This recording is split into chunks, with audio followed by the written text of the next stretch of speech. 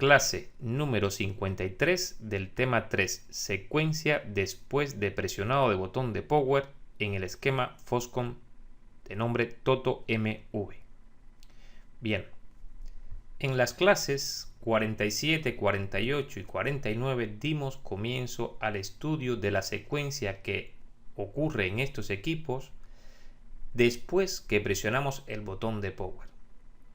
En la clase 47, 48 y 49 se estudió un esquema del 2008, es decir, equipos que se fabricaron en el 2008. En esta clase vamos a hacer el estudio de equipos fabricados después del cambio de tecnología en el 2010 y 2011 por parte de AMD e Intel.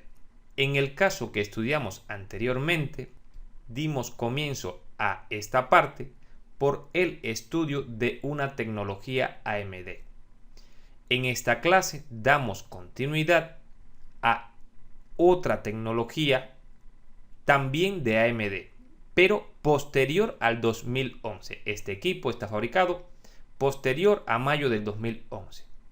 Por lo tanto, vamos a ir buscando cuál es la similitud entre aquella secuencia y esta. Desde luego que en estos momentos este equipo ya no cuenta con un puente norte, un puente sur y una CPU.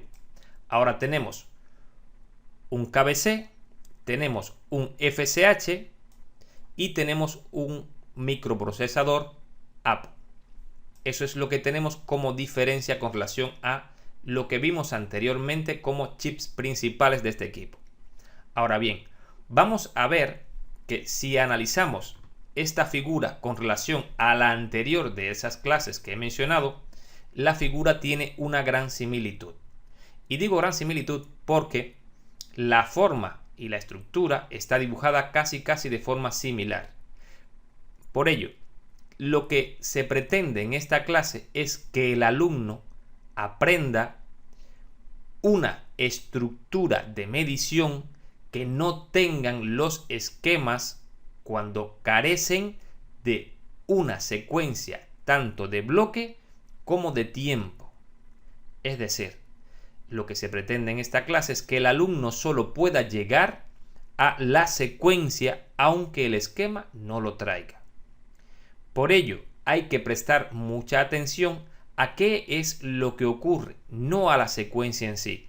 Es decir, en esta parte lo que hacemos es aprender de estas secuencias y compararlas con aquello que ya tenemos como conocimiento. Bien, vamos a dar comienzo, en vez de por el botón de power, es decir, el presionado del botón de power, vamos a dar comienzo cuando entran ya los 19 voltios a este equipo. Es decir, damos por hecho que comenzamos por tener 19 voltios después del elemento conmutador. Bien, en este diagrama en bloques, este circuito que tenemos aquí es el circuito que genera los 3 y los 5 voltios principales. Y este circuito que tenemos aquí, el SMSC 1126, es el KBC de este equipo, el Key Board Control o el circuito SE como ya también lo conocemos. Por lo tanto, observen, entran 19 voltios al circuito que genera los 3 y los 5 y como 2 y 2.1, fíjense que esto comienza en -1, -2 y -2.1. El 1 en este diagrama en bloque corresponde al botón de power. Y me refiero a que como la clase es después de presionado el botón de power, he identificado con números negativos la secuencia antes de este presionado de power. Desde luego que tendría que ser -2.1, -2 y -1. Pero para no confundir a los alumnos que no conocen este tipo de lectura, lo hago de esta forma. -1. Primero que todo, llegan los 19 voltios, es decir, el circuito que genera los 3 y los 5 voltios principales, o mejor dicho, el circuito que genera los pulsos para crear los 3 y 5 voltios principales, se alimenta con 19 voltios. Y cuando es alimentado, entonces él genera por una salida y por otra salida 5 voltios y 3,3 voltios. En el momento que PU15 recibe 19 voltios, tienen que salir 5 y 3 voltios y alimentar al KBC estos 3,3 voltios. La única pregunta que puedo hacerme es si estos 3,3 voltios y estos 5 voltios, pero principalmente los 3,3, traen alguna condición. Es decir, ¿este circuito tiene alguna condición para que este voltaje pueda existir o no? Esa es la primera cuestión a analizar. Fundamentalmente porque si este voltaje falla, el causante o es el circuito o es esa condición, si es que la tiene. Pasando al esquema, encontramos en la página 33 a PU15. Y si observamos en el pin 16 es el pin de alimentación, pero aquí hay varias alimentaciones DC-in, P5V3 VIN shape, VBAT y VBAT A y VBAT B. Es decir, este circuito toma la alimentación en diferentes momentos a través de estos puntos, porque todos son diodos de Schottky que dejarían pasar la alimentación hacia el pin 16 en cada uno de estos momentos. Si analizamos la parte de entrada o la entrada de este circuito, que es la primera parte que en realidad tengo que analizar, si por ejemplo me faltara o me viniera faltando los 3 voltios en el circuito EC o KBC, tendría que irme directamente aquí a DC-in. Me encuentro DC-in antes de los dos elementos conmutadores. Esto quiere decir que el circuito PU15 se alimenta nada más conectar el equipo a un cargador. Es decir, no es necesario que estén trabajando o conmutando los elementos conmutadores. Este circuito PU15 se alimenta antes, se alimenta directamente del voltaje del cargador que entra al equipo. Por lo tanto, como conclusión, cuando yo conecto el cargador, DC-in polariza a este diodo y el voltaje llega directamente al pin 16.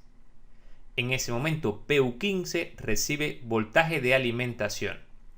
Para poder determinar, por ejemplo, si me faltara en el pin 8, que son los 3,3 voltios que salen, y el pin 17, que son los 5 voltios que salen, y no me refiero a los voltajes de 5 y de 3 de los inductores magnéticos, es decir, los voltajes con corriente, me refiero a voltajes regulados con muy poca corriente que sale por los pines 8 y 17.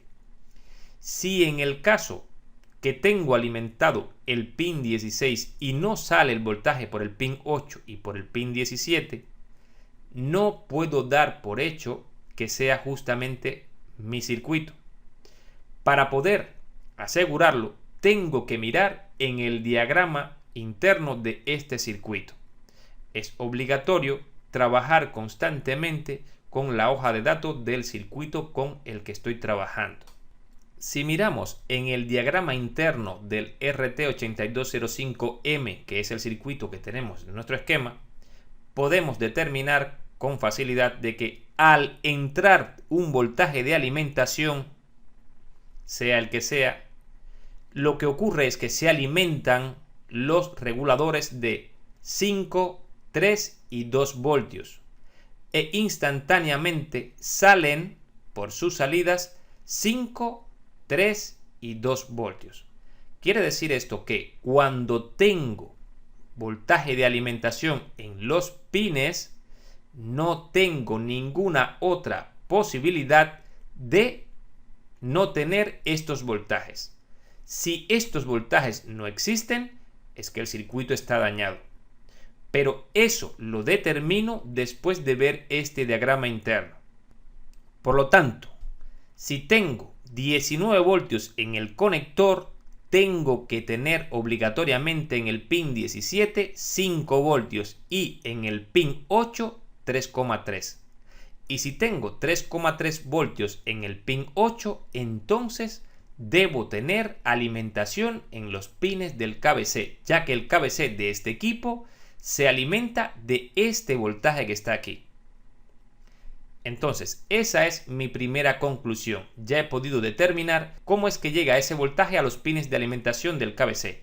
Y en el caso de que este voltaje falle, ¿cómo puedo determinar cuál es la causa de ese fallo? Entonces, como resumen de este pequeño pedacito de introducción, siempre ocurre lo mismo en los equipos del 2008 y del 2011 en adelante, en lo que es el protocolo o estructura de AMD. Quiere decir que si tengo 19 voltios dentro del equipo, sí o sí, de una manera u otra, esos 19 voltios se utilizarán para alimentar al circuito de 3 y de 5 y crear el voltaje de 3,3 para alimentar al KBC. Después que ya tengo alimentado al KBC, entonces puedo presionar el botón de power. La clase en realidad comienza en el punto número 1 o en la medición número 1. Recuerden que un circuito EC o KBC también está condicionado por entradas que tienen que tener unos ciertos valores, y esos valores los estudiamos en la primera parte del tema 3, es decir, la secuencia antes de presionar power, tanto en equipos anteriores al 2010 y al 2011 como en equipos posteriores al 2010 y 2011. Por lo tanto, cuando ya tengo alimentado al KBC y todas las otras condiciones se han cumplido, y es la parte que aclaro, todas las condiciones que estudiamos antes de presionar el power ocurren en el KBC, se han cumplido, entonces podemos presionar power. Y recalco esto porque si alguna de esas condiciones falla, sencillamente al presionar el power no funcionaría el equipo. Pero no porque no se desencadena la secuencia, sino porque falta algún dato de entrada en este circuito. Bien, damos por hecho, repito, que todos esos datos de entradas hasta aquí son correctos. Si son correctos, presionamos el botón de power.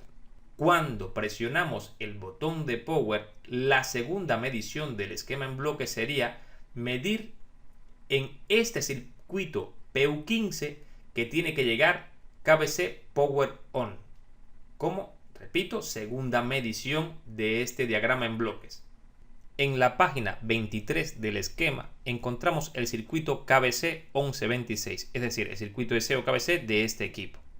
128 pines, y estos pines que tenemos unido aquí, 119, el 106, el 14, 58, el 40, que van directamente a este voltaje, son los pines de alimentación positivos. Por la parte de abajo tenemos los pines de alimentación de masa. Es decir, este circuito se alimenta entre estos pines y estos pines. Recuerde que son varios pines para alimentar los diferentes bloques que conforman a este circuito. Bien, este voltaje lo acabamos de crear en uno de los pines del circuito de 3 y de 5 y determinamos, según un análisis, que este voltaje tiene que salir, es decir, alimentar al KBC nada más entrar con el conector con 19 voltios, es decir, alimentando al equipo con 19 voltios, aquí tienen que llegar 3,3 voltios y alimentar a todos estos pines. Después que ya está alimentado, presionamos el botón de power. El botón de power en este equipo es una señal que se llama S-Power Button almohadilla. Esta señal o voltaje viene directamente al pin 73. Es decir, este voltaje tiene que provocar en este pin 73 un cambio de estado cuando yo presione el power. Quiere decir esto que tiene que haber un voltaje de un nivel alto, y cuando yo presione el botón de power en el pin 73 tiene que reflejarse que ese voltaje cambia o varía y luego vuelve a su estado normal.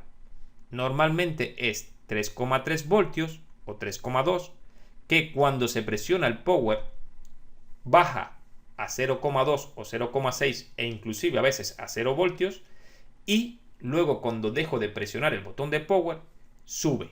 Bien, después que se ha provocado este cambio de estado, sale hacia PU15 esta señal KBC Power On. Y esa señal no es otra cosa que un voltaje que estaba a nivel bajo, es decir, estaba en 0 y sale por el pin 100.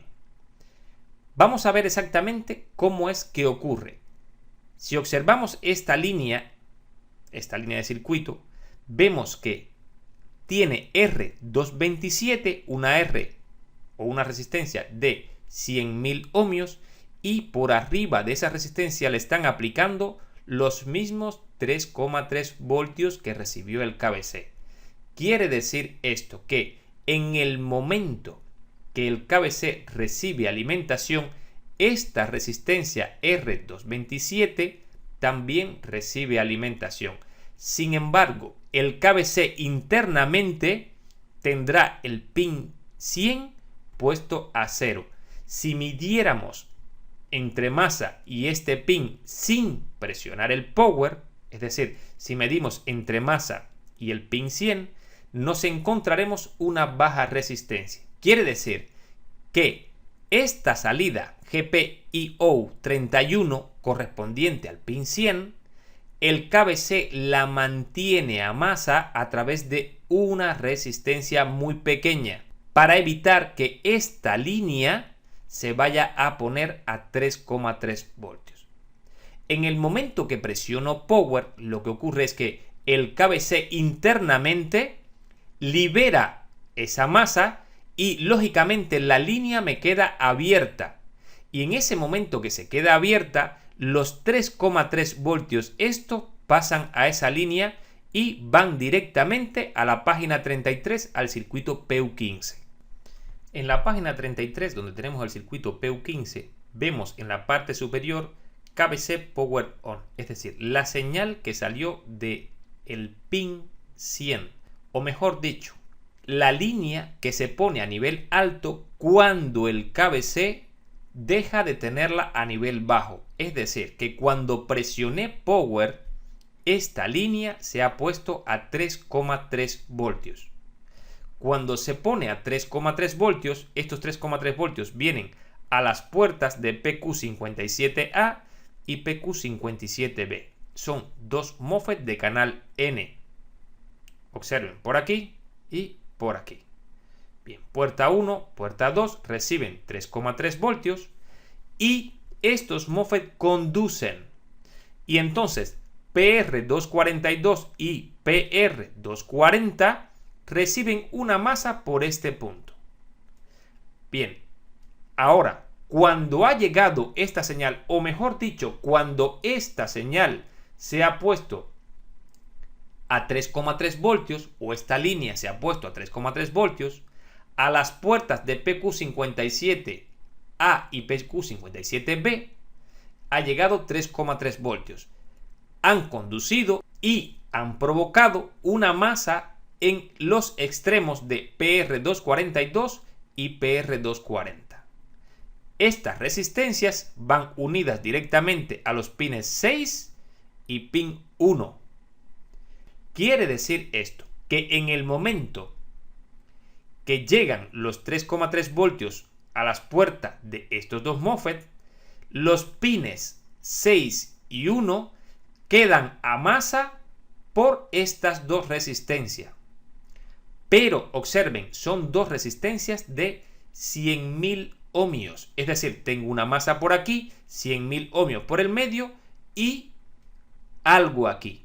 Ahora bien, la pregunta sería, ¿cuánto tendría que medir en el pin 6 y en el pin 1? Esa sería la pregunta correcta. Y digo esto porque dependiendo de lo que yo tenga en el pin 6 y en el pin 1, tendré voltaje de 3,3 voltios con corriente y voltaje de 5 voltios con corriente. Es decir, voltajes principales de 3 y de 5.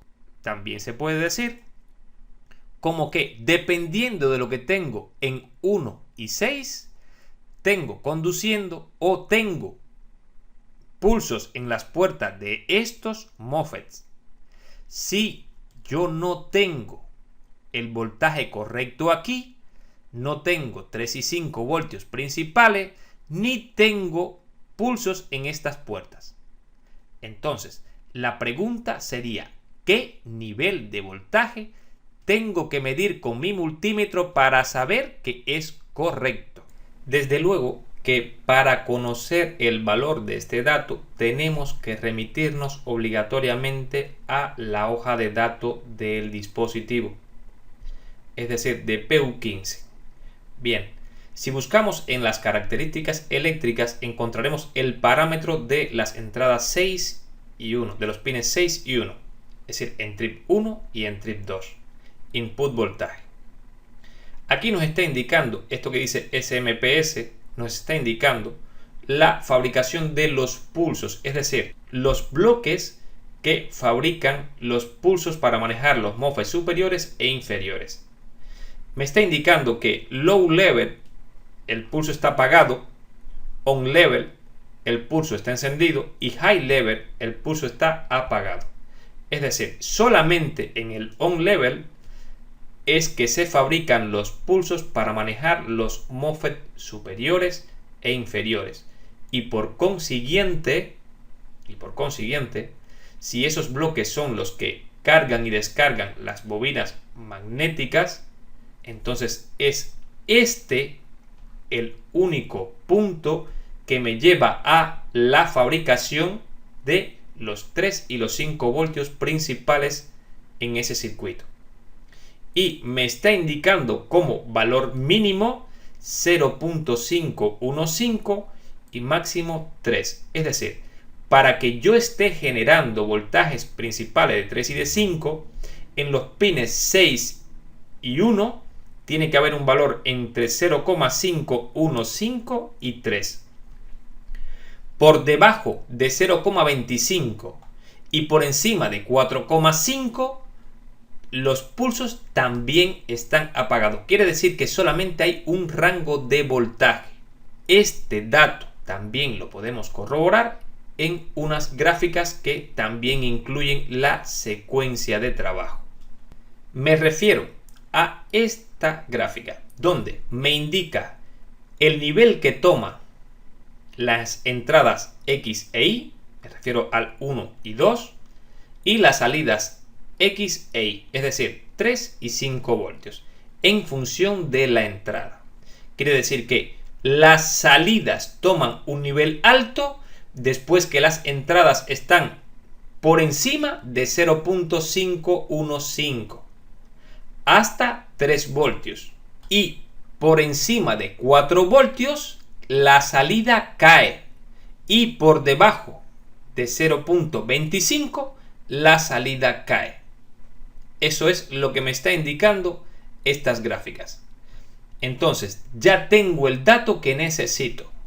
Cuando por causa de la alimentación de 3,3 voltios que llega a las dos puertas, aparece esta masa en esta resistencia, este pin 6 y este pin 1, por la circuitería interna del mismo circuito PU15, tienen que quedar entre, es decir, los pines tienen que quedar un valor en el pin 6 y el pin 1 de entre 0,515 y 3 voltios. Si es así, entonces en las salidas de 5 y de 3 voltios principales tengo 3 y 5 voltios principales. Porque, repito, este nivel de voltaje determina que se creen estos pulsos para mover a los MOSFET que cargan y descargan a las bobinas PL11 y PL10 para fabricar los 5 y los 3 voltios principales con una corriente de 4,5 amperios y una corriente de 5 amperios en la línea de 5 voltios principales. Entonces ya sé lo que ha ocurrido, ya he analizado. En el caso que no funcione alguna de las cosas que hemos tocado o alguno de los voltajes que hemos mencionado, también es la forma de buscar y localizar cuál es el problema que tengo. Si faltan estos voltajes, Desde luego que tengo que analizar más cosas, pero la activación de ellos dos viene por la entrada 6 y la entrada 1. El nivel de voltaje de esas dos entradas determina si se fabrican los 3 y los 5 voltios principales. Por esa razón, el punto 2 es KBC Power On y el punto 3 es la salida producto a esta entrada de estos 3 voltajes. En realidad hemos visto que esto no es una entrada, son dos entradas que se ponen a un nivel de voltaje que lo provoca el que esta línea se ponga a 3,3 voltios. Sin embargo, no es que entren 3,3 voltios al equipo, eso lo hemos visto. Hay una circuitería que provoca que en las entradas se quede un nivel de entre 0,515 y 3 voltios. Y eso provoca que salgan 3 y 5 voltios principales con una corriente de 4,5 y de 5 amperios. Sin embargo, como dato, también podemos ver que nos habla o nos indica que también salen 12 voltios A más V 12 voltios A. Vamos a ver cómo se crea este voltaje. Si observamos, aquí tenemos los más V12A y lo hacen a través de diodos y condensadores. Sencillamente toman el voltaje este de 5 voltios, que ya es 5 voltios de continua, lo pasan por este diodo, toman este voltaje que es de alterna de 5 voltios de alterna más 5 voltios de continua crean aproximadamente 10 voltios, una caída aquí es un diodo de Schottky de 0,2, me quedan aquí 9,8 voltios, 9,8 voltios los vuelvo a meter en este punto, 9,8 voltios de continua. Observen, aquí hay un condensador que está filtrando, es decir, está eliminando el rizado o ripple que se haya quedado aquí. Por lo tanto, aquí son ya 9 voltios de continua. Han sido rectificados y filtrados. Pasan esos 9 voltios a este punto. Estos 5 voltios de alterna pasan aquí. 9 y 5 hacen unos 15 voltios menos la caída de este diodo, aproximadamente 0,2. Aquí voy a encontrarme un voltaje de entre 12 y 14, y algo de voltios, más o menos. Pero esa es la forma en que se crean estos 12 voltios. Ya lo hemos explicado en clases anteriores, por eso lo hice rapidito, pero es algo muy sencillo. Es decir, es la suma de voltaje de continua y de alterna a través de condensadores y diodos.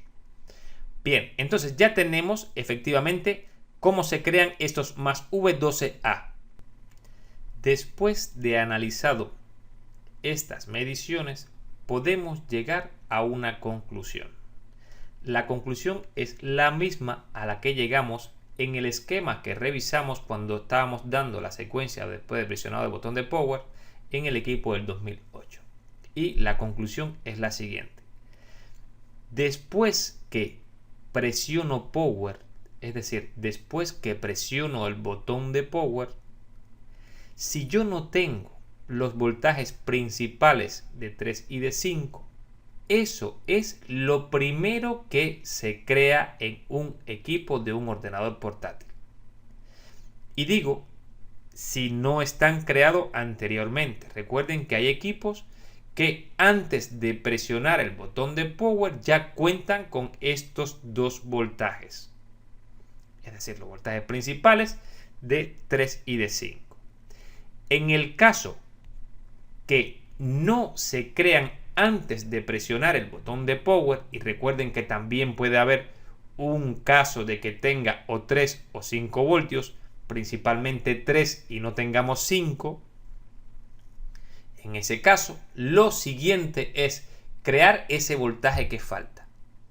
Si es el caso como el que tenemos en este gráfico o en este esquema, que cuando vamos a presionar el botón de power tenemos voltajes de reguladores lineales, pero no tengo los principales, después de presionar el botón de power, lo primero que se crea en un ordenador portátil son los voltajes de 3 y 5 voltios principales.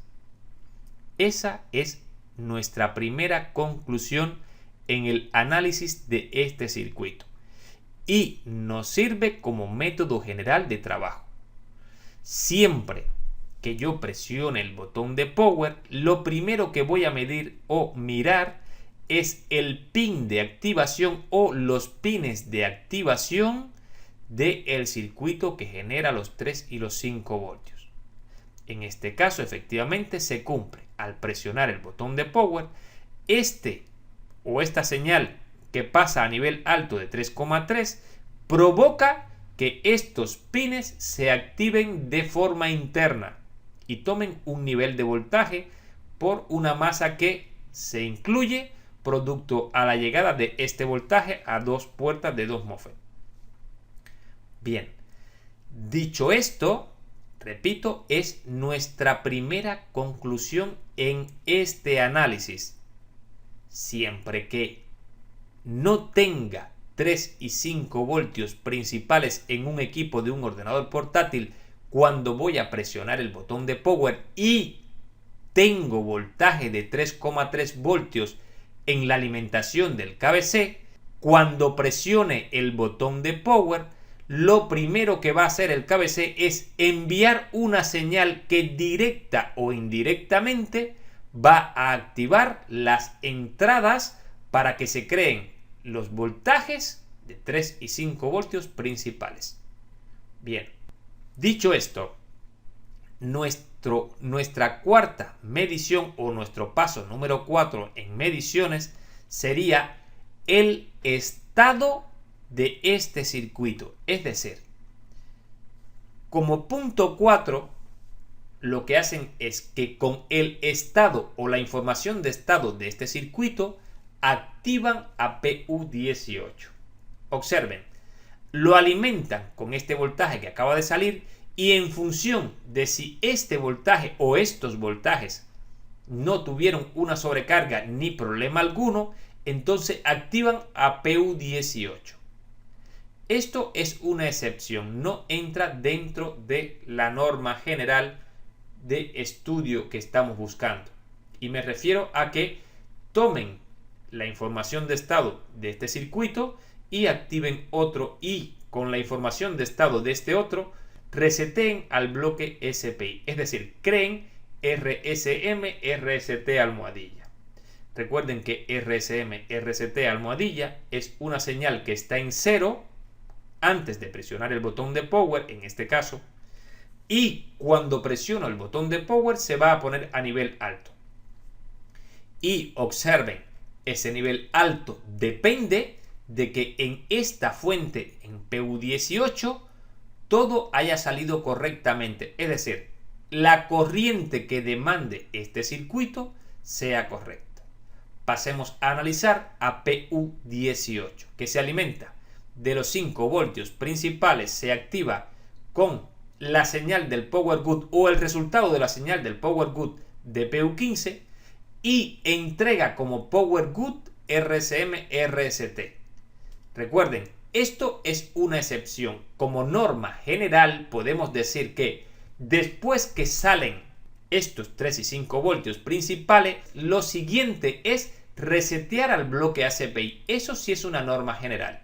Es decir, si yo voy a escribir una secuencia general, podría escribir que primero presiono el botón de power, activo los voltajes de 3 y de 5 y luego reseteo al bloque ACPI. Eso es lo que tengo que buscar. En este caso no sería complicado ir y buscar cómo es que han hecho la secuencia. ¿Por qué razón? Bien, porque puedo ir desde RSM, RST, que sí lo tengo como norma general, ver cómo se provoca, cómo se activa y cómo ocurre esta secuencia. Es decir, esto va en este orden. Bien, pasemos al esquema y veamos PU18. En la página 37 tenemos el circuito PU18. Su función: crear los pulsos para manejar los MOSFET PQ68 y PQ69. Estos MOSFET cargan y descargan PL14 para crear principalmente 1,1 voltios. Ese 1,1 voltio alimenta a varios módulos del FSH, es decir, el circuito FSH. Principalmente en este momento las controladoras de USB 2 y USB 3. Bien, este circuito se alimenta con 5 voltios por el pin 5, elige el modo de trabajo alimentándose también con 5 voltios de la línea principal de 5 voltios, es decir, por lo tanto, le ha llegado voltaje en este momento. El circuito de 3 y de 5, según el estado de información, va a entregar un voltaje de activación en el pin 8. Sin embargo, aún cuando llegamos aquí, no tenemos el voltaje. ¿Por qué razón? Porque lo que tenemos aquí es una línea que va directamente al circuito, al pin 8, pero no tiene ningún nivel de voltaje. En esta parte, en esta página, en la página 37, yo no veo eso. No obstante, ya les puedo indicar también que esta señal también está siendo enviada a un pin del KBC. Es decir, cuando se han creado 3 y 5 voltios por el circuito que estábamos analizando anteriormente, activamos a PU18 e informamos al KBC de que todo ha ocurrido de forma correcta, enviando esta señal a esos dos puntos, al pin 8 y a un pin del KBC. Sin embargo, nos ocurre lo mismo que en el circuito o en la medición anterior. Tenemos que cerciorarnos qué cantidad de voltaje voy a medir aquí con mi multímetro. Para ello, tengo que remitirme otra vez a la página donde se crea esta señal.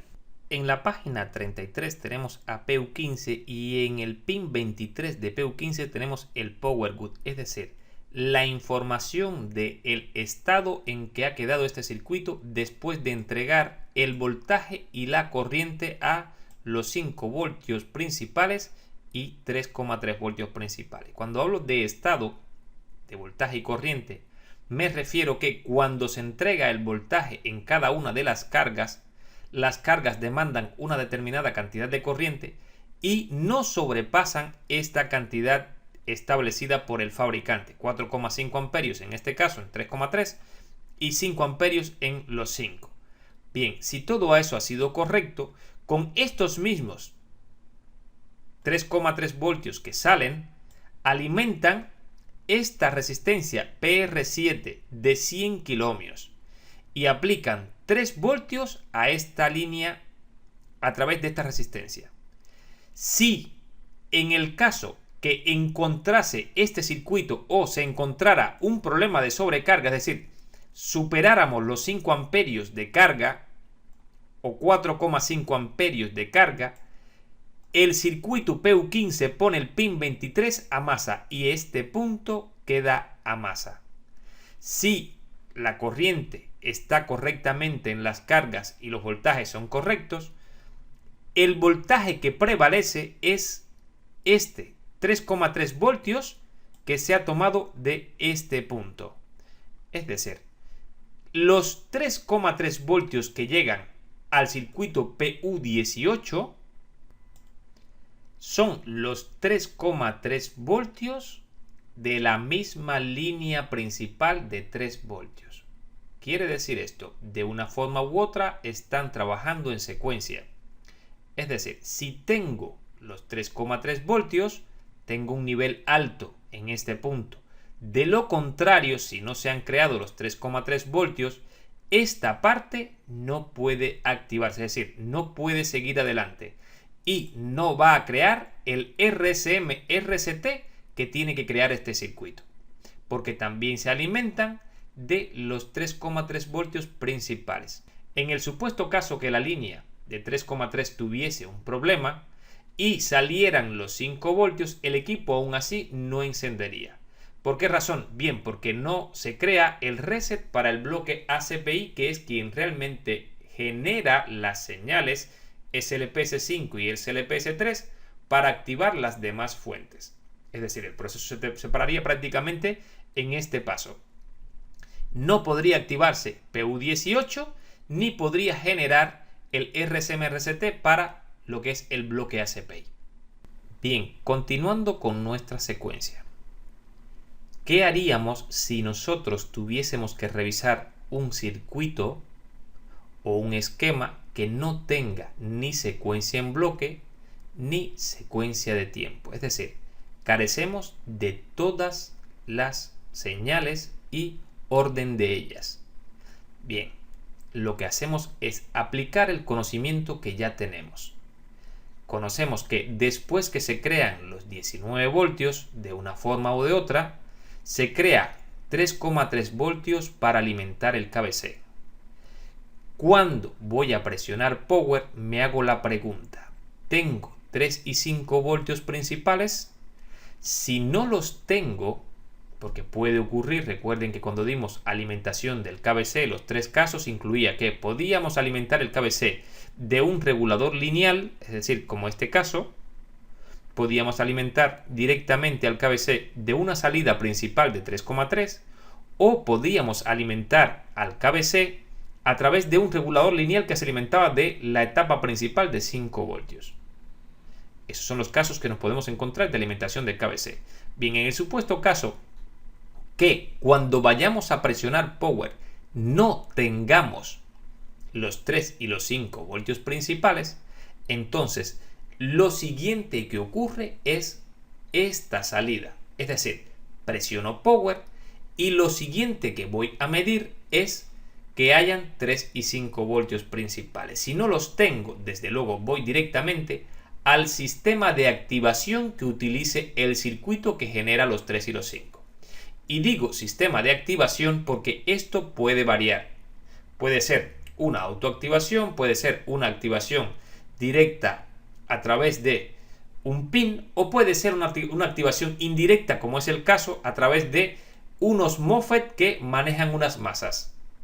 Entonces, dependiendo de eso, analizo la electrónica que tiene que ver directamente con la activación de este circuito, me guío principalmente por la hoja de datos del circuito y busco la forma de cómo se genera este voltaje o estos voltajes. Después que estos voltajes están, entonces lo siguiente que voy a buscar o localizar es el bloque ACPI. El bloque ACPI y dentro del bloque ACPI la señal o el voltaje RSM-RST. Hablo de señales y de voltaje porque en realidad esto es un nivel de voltaje o un pin o un punto que está en un nivel 0 y cuando presiono el botón de power sube a 3,3 voltios. A través de un condensador y una resistencia, como hemos visto anteriormente, sencillamente se crea un tiempo y eso crea un reset. Bien, en el caso que encuentre lo que es el reset, todo lo que tengo que hacer es ir hacia atrás, es decir, buscar la secuencia. No sería complicado si yo miro en este esquema, en el bloque ACPI, vamos a verlo. En la página 13 tengo dentro de lo que es el FSH el circuito o el bloque ACPI Wake Up Events. Fíjense que prácticamente es lo mismo que vimos en los ICH o Puente Sur. Bien, cuando ya tenemos este bloque localizado, localizamos RSM-RST almohadilla. Fíjense que nos lleva directamente a la página 37. En la página 37 nos encontraremos que ese RSM-RST sale por el pin 9, es el power good de este DC-DC. Al ser el power good de este DC-DC, depende esto de la cantidad de corriente que se le pida a este voltaje, es decir, del estado en que quede este circuito cuando entrega voltaje y corriente.